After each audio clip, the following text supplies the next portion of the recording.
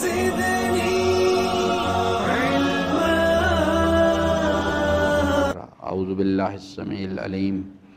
من الشیطان اللعین الرجیم.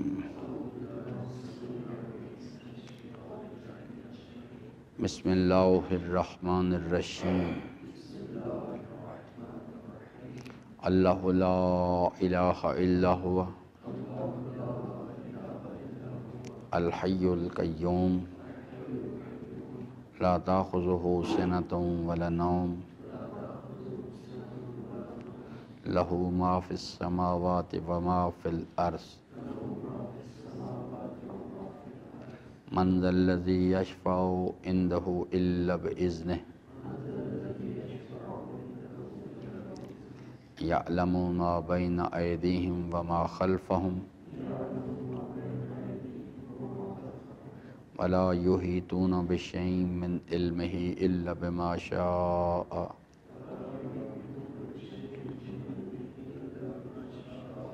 وسع کرسیہ السماوات والارض ولا یؤودہ حفظہما وهو العلی العظیم. صدق اللہ مولانا العظیم وصدق رسولہ الکریم وصلی اللہ علی سیدنا ونبینا محمد وآلہ الطاہرین. ربی اشرح لی صدری ویسر لی امری واحلل عقدۃ من لسانی یفقہوا قولی. حضرات محترم، آیت الکرسی کے مطالب میں ہم بات کر رہے تھے اور ہماری گفتگو جو ہے وہ اس مقام تک آن پہنچی تھی کہ من ذا الذی یشفع عندہ الا بإذنہ. قبل اس کے کہ گفتگو کا سلسلہ آگے بڑھائیں، یہ ایک مرتبہ پھر اس کو یعنی آپ کی خدمت میں عرض کرنا ضروری سمجھتا ہوں کہ یہ ساری بحث جو ہے یہ اس کا جو غرض و غایت ہے، اس کی جو مقصدیت ہے وہ یہ ہے کہ انسان کو اس شناخت پر لایا جائے کہ اللہ لا الہ الا ہوا. ایک تو یہ بنیادی اس کی فنکشنالٹی ہے اس پوری بحث کی کہ انسان جو ہے وہ یعنی اس کو اس نظریے سے آگاہی حاصل ہو، اس پر یقین پیدا کرے، اور پھر تیسرے مرحلے میں یہ یقین جو ہے اس کے اندر ایک پریکٹیکل بیہیویئر کو جنم دے، جسے قرآن کریم اپنے اصطلاح میں کہتا ہے کہ اعمال صالحہ بھی کہتا ہے اور یہ بھی کہتا ہے ایاک نعبد و ایاک نستعین. یہ چیز جو ہے یہ پیش نظر رہنی چاہیے. کہیں بعض اوقات ایسا ہوتا ہے، بلکہ اکثر اوقات، کہ انسان جو ہے وہ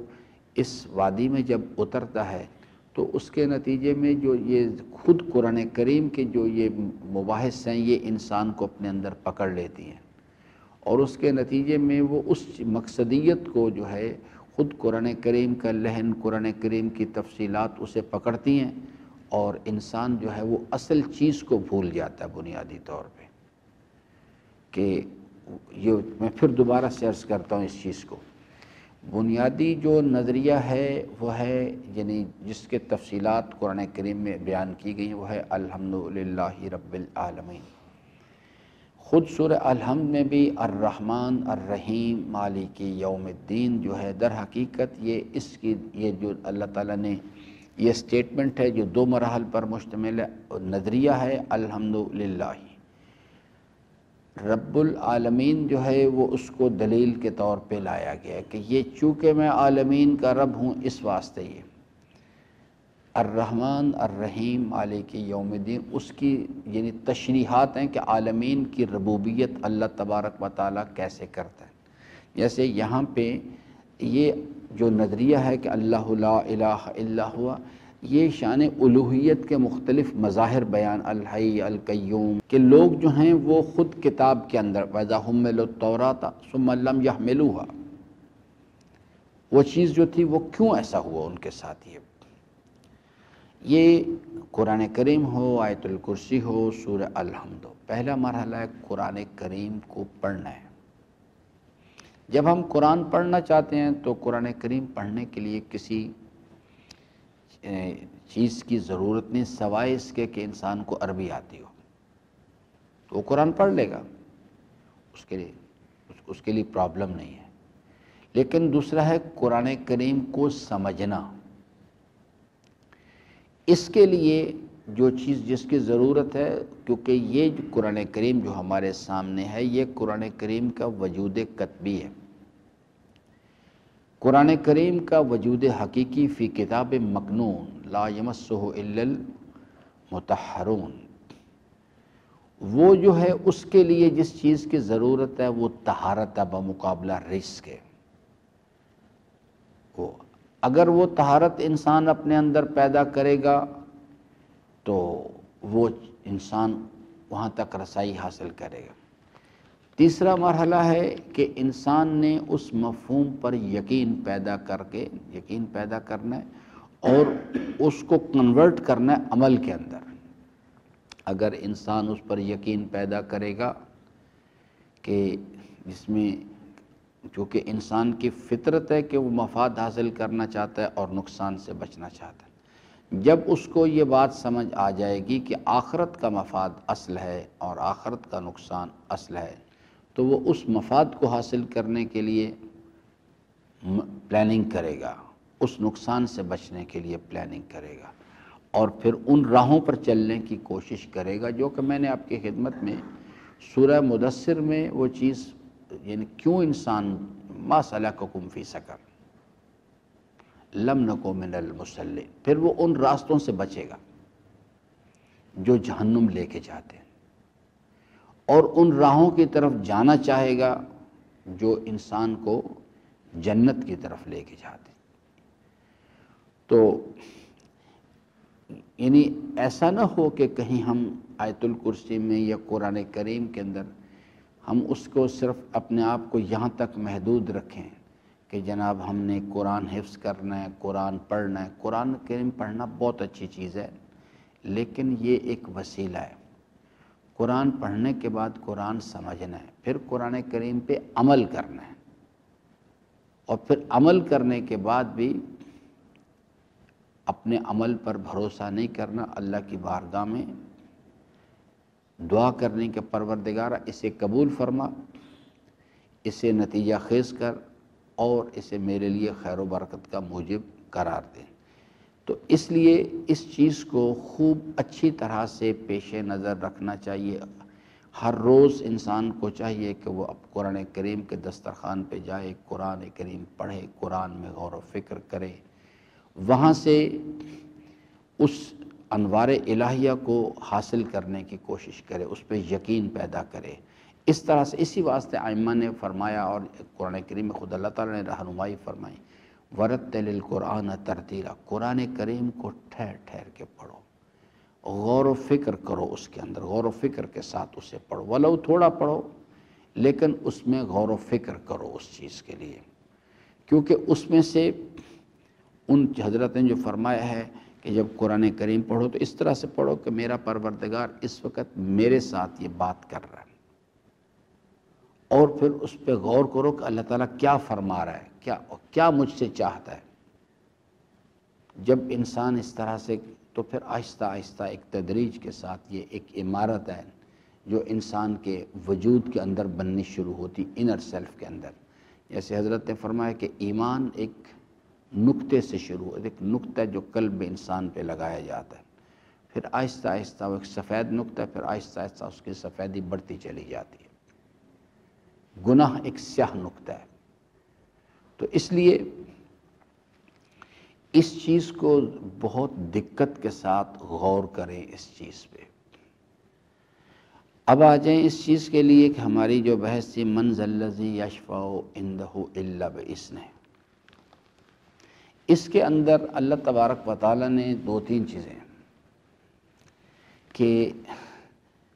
شفاعت ہے، اللہ تعالیٰ نے خود بیان فرمایا ہے کہ ایک نظام ہے شفاعت کا، کچھ شفاعت کرنے والے لوگ بھی ہیں، لیکن یہ فرمائے کہ شفاعت کا نظام جو ہے اس کے بھی کچھ اصول ہیں، اور اس میں سے ایک چیز یہ ہے کہ اللہ کے اذن کے بغیر کوئی سفارش کرنے والا کسی کی سفارش نہیں کر سکتا۔ جو سورہ مبارکہ مدثر میں وہ جو بحث تھی اہل جہنم کی، اس کے اندر وہ کردار بیان کرنے کے بعد یعنی ایک پہلو یہ ہے کہ ہر آدمی جو ہے وہ اگر اپنی مرضی سے چاہے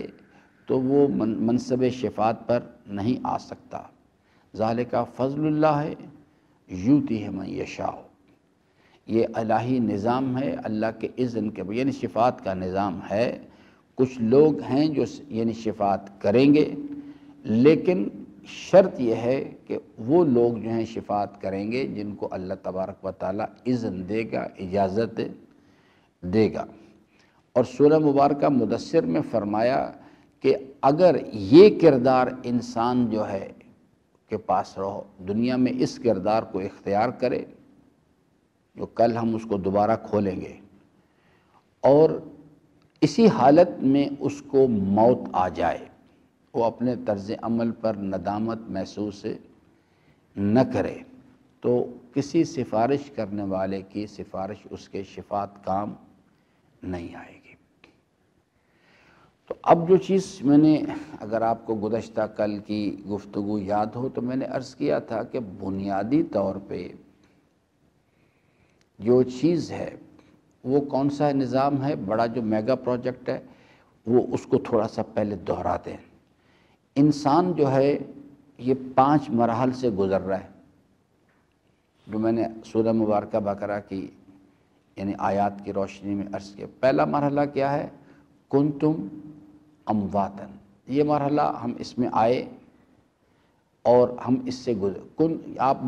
مردہ حالت میں تھے، آپ پر موت وارد تھی۔ فَأَحْيَاكُمْ، پھر ہم نے آپ کو زندہ کیا۔ یہ والا مرحلہ جس میں ہم خلق الموت والحیات لیبلوکم ایکم احسن، یہ دوسرا مرحلہ ہے۔ تیسرا مرحلہ ہے ثم یمیتکم، پھر ہم آپ کو موت دیں گے۔ ثم یحییکم، چوتھا پھر آپ کو دوبارہ حیات عطا کریں گے۔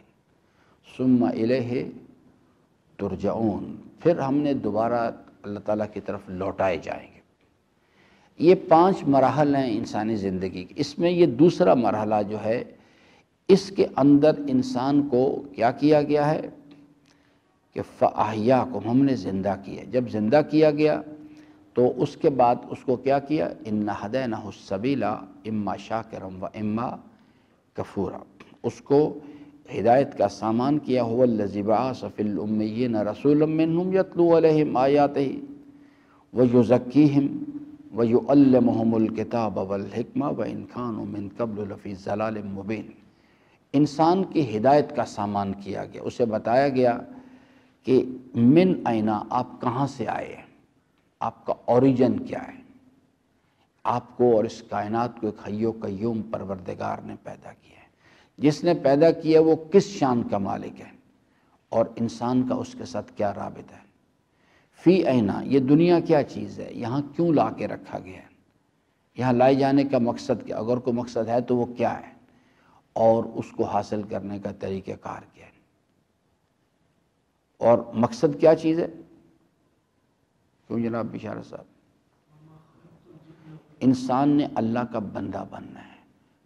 اللہ کی بندگی بھی بذات ہی جیسے میں نے عرض کیا، اللہ کی معرفت بذات ہی مطلوب چیز نہیں ہے۔ اللہ کی بندگی عبد اپنے معبود کی، غلام اپنے آقا کی فرما برداری کس لیے کرتا ہے؟ 3 شکلیں میں نے عرض کی تھیں۔ پہلی یہ کہ وہ اس کے جلال سے ڈرتا ہے، کہیں مجھے نوکری سے نہ نکال دے، تو اگر مجھے نکال دے گا تو اس کے نتیجے میں جو نقصان ہے اس کو ڈراتا ہے کہ اس نقصان سے بچو۔ اس واسطے وہ اپنے غلام اپنے آقا کی فرما برداری کرتا ہے۔ ملازم اپنے مالک کی، کمپنی کے مالک کی ناراض نہ ہو جائے گا، اگر ناراض ہو جائے گا تو نوکری سے نکال، یعنی اس کے جو دست قدرت میں جو امکان ہے اس کے نتیجے میں جو امکانی نقصان کا خوف ہے اس کی وجہ سے۔ دوسری شکل کیا بنتی ہے کہ انسان جو ہے جو مفاد اس کے پاس رکھا ہوا ہے اس مفاد کو حاصل کرنا چاہتا ہے، تو اس واسطے جب مالک آقا غلام کو آواز دیتا ہے وہ دوڑ کے جاتا ہے، یہ بالکل اسی طرح اذان ایسے ہوتی ہے، حی علی الفلاح، جن کو وہ دوڑ کے آتے ہیں، جن کو یقین ہوتا ہے اس کامیابی کا، انہیں پتہ ہے کہ وہ اس کو اپنے ہاتھ سے چھوڑنا نہیں چاہتے۔ تیسری شکل جو ہے بل وجدتو کا اہلاً للعبادات، تیسری شکل ہے اس کو، وہ اس کی فرما برداری کرتے ہیں اس کو۔ تو یعنی کس لیے کرتے ہیں؟ میں نے آپ کو یعنی محمود و ایاز کی مثال بھی دی تھی کہ وہ ایاز غلام تھا، محمود غزنوی بادشاہ تھا۔ تو سفر کر رہے تھے ایک مقام پہ، ساتھ اس کا خزانہ بھی اس پہ خچروں پہ لدا ہوا تھا۔ ایک خچر جو اس پاؤں سلپ کر گیا، وہ خزانے کے جو صندوق تھے وہ نیچے گر گیا، ایک ان میں سے ٹوٹ گیا اور وہ ہیرے جواہرات بکھر گئے وہاں۔ تو جتنے بھی محمود کے ساتھ لوگ چل رہے تھے اس قافلے میں، سب اس کی طرف دوڑے۔ محمود نے یہ منظر دیکھا، روکا نہیں، چلتا رہا۔ صرف ایک فرد ایاس اس کے ساتھ چلا، وہ اس نے ادھر دیکھا بھی نہیں، محمود کے ساتھ چلتا رہا۔ تو محمود نے تھوڑی دیر چلنے کے بعد ٹھہر گیا، اس سے پوچھا، کہتا ہے ایاس تم کیوں نہیں گئے؟ تو اس نے جواب میں کہا کہ محمود، میری وابستگی محمود کے ساتھ ہے، میں تیرے ساتھ وابستہ، میری محبت تیرے ساتھ اس لیے نہیں ہے کہ تو بادشاہ ہے، میری وابستگی تیرے ساتھ اس لیے نہیں کہ تیرے پاس خزانے ہیں، میری وابستگی تیری ذات کے ساتھ ہے۔ اسے کہتے ہیں بل وجدتو کا اہلاً للعبادہ، کہ وہ لوگ جو ہیں پروردگارہ میں تیری فرما برداری اس لیے نہیں کرتا کہ جہنم کا خوف ہے مجھے، یا اس لیے نہیں کرتا کہ مجھے جنت کے شوق ہے، بل وجدتو کا اہلاً للعبادہ، تو اس قابل ہے کہ تیری فرما برداری کی جائے۔ اگر تو کچھ بھی نہ بناتا تو جب بھی تو اہل ہے اس چیز کا کہ تیری مخلوق کو تیری فرما برداری کرنی چاہیے۔ یہ چیز جو ہے، یہ معرفت کا مقام، یہ سمجھنا بھی بڑا مشکل کا، میں نہیں کہتا کہ ناممکن ہے، لیکن سمجھنا بھی بڑا مشکل کام ہے۔ تو اس مرحلے کے اندر آ کے جس وقت انسان کو بتایا جاتا ہے عمل کی منزل کی طرف آتا ہے، تو یہاں پہ انسان جو ہے دو طرح کے انسان سے مسائل پیش آتے ہیں۔ ایک یہ ہے کہ یعنی انسان کے پاس ایمان اتنا قوی نہیں ہوتا جو ہے اللہ تعالیٰ کے جلال اور جمال کا، کہ انسان جو ہے وہ یعنی اللہ کی نافرمانی کا سوچنا بھی بند کر دے، یا عملی زندگی میں یعنی اللہ تعالیٰ کی نافرمانی نہ کرے۔ تو انسان سے اشتباہات ہوتے ہیں، تو پس اللہ تبارک و تعالیٰ نے یہ جو اشتباہ کرنے والے لوگ ہیں، جو یعنی ان سے غلطی ہو جاتی ہے، ان کے لیے اللہ تبارک و تعالیٰ نے ایک راستہ کھولا ہے، اور وہ کیا چیز ہے؟ ان اللہ یحب التوابین، اللہ تبارک و تعالیٰ نے یعنی توبہ کرنے کا ایک راستہ کھولا ان کے لیے، اس چیز کے لیے۔ یہ چیز جو ہے یہ اس وقت بھی زیر بحث آئی جس وقت کہ ہمارے باپ حضرت آدم علیہ السلام کا جو یعنی، اور ابلیس نے کہا کہ میں صراط مستقیم پر بیٹھ جاؤں گا، میں نے اغوا کروں گا، میں نے گمراہ کروں گا۔ تو ابلیس کو اللہ تعالیٰ نے مہلت بھی دی کہ جاؤ، وقت معلوم تک کی مہلت بھی ہے، جاؤ اگر آپ انہیں گمراہ کر سکتے ہو کرو، اور ساتھ اس کو یہ فیسلٹی بھی دے دی کہ آپ اور تم اور تمہاری اولاد آدم اور اس کی اولاد کو دیکھ سکیں گے، مگر یہ تمہیں نہیں دیکھ سکیں گے۔ پھر اس کو یہ تم سینوں میں وسوسے پیدا کر سکو گے، تم ان کے ساتھ، ان کی خون کے ساتھ ان کی رگوں میں دوڑ سکو گے، یہ ساری باتیں اس کو۔ تو حضرت ہمارے باپ آدم علیہ السلام نے جب یہ سارا منظر دیکھا تو انہوں نے کہا پروردگارا، یہ تو بڑا مشکل کام ہے، یہ تو میری اولاد تو تباہ ہو جائے گی، مجھے کیا دیا گیا ہے؟ تو حضرت آدم علیہ السلام علی نبینا کے سوال پہ اللہ تبارک و تعالیٰ نے جو چیز، جو فیسلٹی آدم اور اس کی اولاد کو عطا فرمائی، وہ یہ ہے توبہ طلب، اور اس کے بعد طلب مغفرت۔ تو یہ جو دروازہ ہے توبہ کا، اس پر ابلیس نے ایک چیخ ماری، اس نے کہا کہ جی میں برباد ہو گیا، میں ساری زندگی محنت کروں گا اس پہ، کوشش کروں گا کہ اسے گمراہ کروں کسی طرح سے، اور یہ آخری مرحلے میں جا کے توبہ کر کے میرے شکنجے سے نکل جائے گا۔ تو یہ اب یہ طلب، یعنی جو چیز ہے توبہ اور طلب، توبہ کہتے ہیں پلٹنا، یہ جو طلب مغفرت ہے اور توبہ ہے یہ ایک میگا پروجیکٹ ہے۔ اس کے اندر ایک چھوٹا پروجیکٹ ہے جسے شفاعت کہا جاتا ہے۔ اب میں پہلے عرض کروں کہ انسان سے، یعنی کچھ لوگ ہیں جو غلطی کرتے ہیں، انہوں نے بھی طلب مغفرت یعنی توبہ کرنی ہے۔ کچھ لوگ ہیں جو ظاہری احکام کے اندر کوئی غلطی نہیں کرتے، ظاہری طور پہ بالکل اللہ تعالیٰ کی فرما برداری کرتے ہیں، لیکن باطنی کیفیات میں ان کے پاس وہ خیال ہوتے ہیں۔ یہ بھی چیز جو ہے، یعنی عام آدمی تو نہیں سمجھتا اس بات کو، لیکن یہ ایک ہوتا ہے غلطی نہ کرنا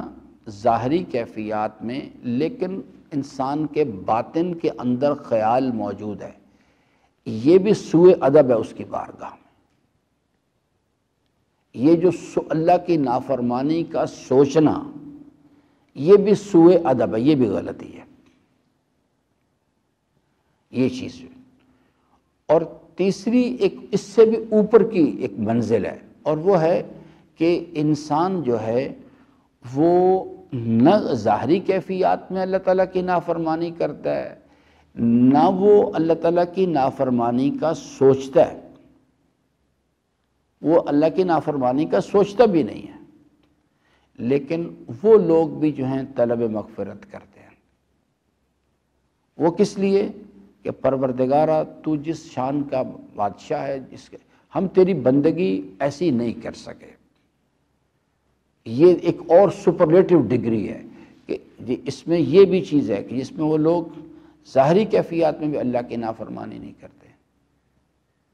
وہ اللہ کی نافرمانی کا سوچتے بھی نہیں ہیں ما تشاءون، لیکن اس کے باوجود بھی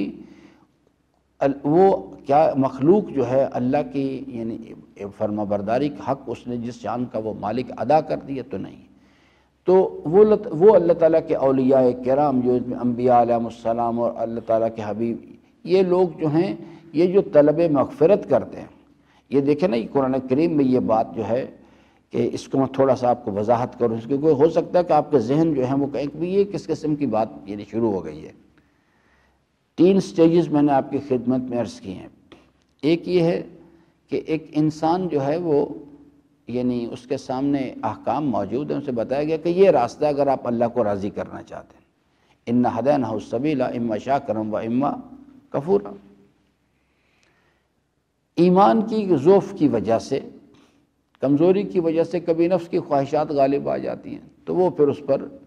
پلٹنے کی کوشش کرتے ہیں،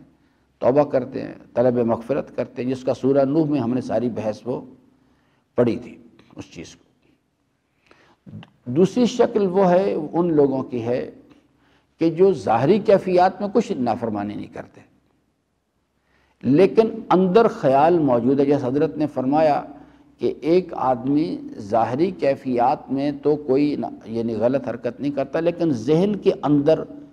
سیکس کے حوالے سے فاسد خیالات موجود ہیں، تو امام فرماتے ہیں کہ یہ آدمی جو ہے یہ اس کو یعنی امام نے کتنی شکلیں بیان فرمائیں زنا کی۔ ایک ہوتا ہے ہاتھ کا زنا، ایک ہوتا ہے نگاہوں کا زنا، ایک ہوتا ہے ذہنی زنا۔ فرمایا یہ جس کو تم زنا کہتے ہو یہ تو خالصتاً کفر ہے، انسان ایمان سے نکل جاتا باہر۔ تو یہ جو کیفیت ہیں وہ لوگ اس سے بھی نکل جاتے ہیں، یعنی ایک آدمی پہلا مرحلہ یہ ہے کہ ایک انسان ظاہری طور پہ بھی غلطی کرتا ہے، اس سے بہتر لوگ ہیں جو ظاہری طور پہ غلطی نہیں کرتے مگر ذہن کے اندر خیالات موجود ہیں۔ یہ بھی چونکہ اللہ تبارک و تعالیٰ صرف ظاہر پہ نگران نہیں، وہ باطن پر بھی نگران ہے، تو یہ بھی سوء ادب اللہ کی بارگاہ میں، اس کی نافرمانی کے بارے میں سوچنا، پلاننگ کرنا، لیکن اتنا احساس ضرور ہے، تو جب عمل کی باری آتی ہے تو پیچھے ہٹ جاتے ہیں، لیکن ذہن میں خیالات گردش کر رہے ہیں، ایسے مال حرام کمائیں گے، ایسے دھوکہ دیں گے، یہ فلاں خاتون ہے اس کو، یہ بھی سوء ادب ہے۔ اس سے اوپر لوگ ہیں جو نہ ظاہری کیفیات میں کرتے ہیں، نہ غلطی کا سوچتے بھی نہیں ہیں، ان کو بھی طلب مغفرت کی ضرورت ہے۔ اور جو آخری ڈگری میں نے عرض کیا کہ یہ سب کچھ وہ کرتے ہیں، لیکن مخلوق جو ہے وہ خالق جس شان کا مالک و حاکم و پروردگار ہے، وہ اس کی بارگاہ میں کہتے ہیں پروردگارا وقالوا سمعنا و آتانا، ہم نے سنا اور فرما برداری کی، اس کے باوجود کیا ہے آگے کیا ہے غفرانک ربنا، پھر بھی طلب مغفرت کرتے ہیں۔ وہ کہتے ہیں پروردگارا ہم نے سنا تیرے حکم کو، آمن الرسول بما انزل الیہ من ربہ والمؤمنون کل آمن باللہ وملائکتہ وکتبہ ورسلہ لا نفرق بین احد من رسلہ وقالوا سمعنا، یہ جو چیز ہے آمن الرسول، ایمان کا جو منطقی رد عمل عملی زندگی میں وہ کیا ہے وقالوا سمعنا و آتانا، ہم نے تیرے حکم کو سنا اور اس کی فرما برداری کی، غفرانک پروردگارہ ہم تیرا حق بندگی ادا نہیں کر سکے، وَإِلَيْكَ الْمَصِيرُ، اور ہم تیری بارگاہ میں اقرار کرتے ہیں کہ ہمیں لوٹ کے تیری بارگاہ کی طرف آنا ہے۔ یہ لوگ جو ہیں تو اپنے اپنے جو بعض حضرات نے اس کو تقسیم، ایک ہوتا ہے گناہ جو ہے یعنی انسان کا ارتکاب کرنا، یعنی ظاہری کیفیات کے اندر بھی جو راستہ بتایا گیا واجبات و مستحبات محرمات و مکروہات، اس کی طرف یعنی محرمات کی طرف جانا یا واجبات کو نہ بجا لانا۔ کچھ لوگ ہیں جو یہ کرتے ہیں بالکل، لیکن وہ لوگ صرف واجبات و محرمات تک رہتے ہیں، کچھ پھر اس سے آگے جاتے ہیں، مستحبات و مکروہات پہ چلے جاتے ہیں، پھر ظاہری کیفیات سے نکل کے باطنی کیفیات کی طرف چلے جاتے ہیں۔ وہ باطنی کیفیات کے اندر اللہ کی نافرمانی کے بارے میں جو سوچنا ہے اس سے بھی آگے نکل جاتے ہیں، وہ اس کے بارے میں ما تشاؤون الا ان یشاء۔ اور پھر یہ سب کچھ کرنے کے بعد بھی ایک منزل ہے کہ وہ کہتے ہیں ہم نے سنا اور فرما برداری کی مگر غفرانک ربنا، ہم تیری بارگاہ، ہم تیرا حق بندگی ادا نہیں کر سکے۔ یہ مراحل ہیں جس پہ یعنی تو جس وقت ایک انسان جو ہے وہ اس یعنی امتحان کی منزل میں غلطی کا ارتکاب کرتا ہے تو پھر اس کے لیے ایک راستہ کھولا گیا ہے جسے کہا جاتا ہے توبہ کرنا۔ توبہ کے مختلف یعنی اس کے سٹیجز ہیں۔ سب سے پہلا سٹیج کیا ہے جناب؟ جی آپ بتائیں۔